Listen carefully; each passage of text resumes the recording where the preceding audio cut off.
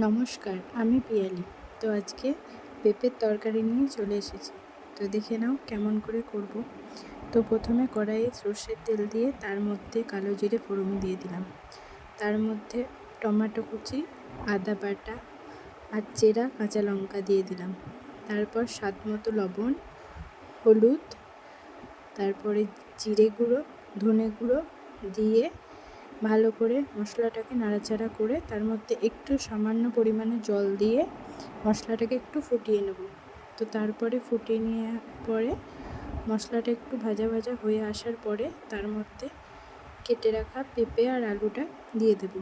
তো দেওয়ার পরে আলু আর পেঁপেটাকে ভালো করে মশলার সাথে নাড়াচাড়া করে কষিয়ে নিতে হবে।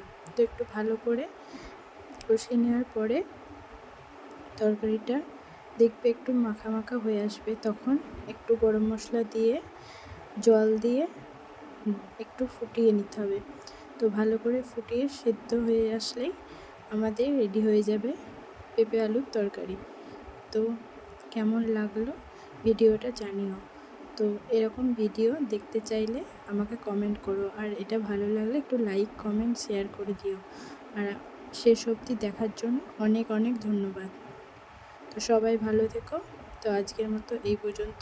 তো আবার নতুন ভিডিও নিয়ে আসবো, তোমাদের সঙ্গে আবার দেখা হবে। Thanks for watching.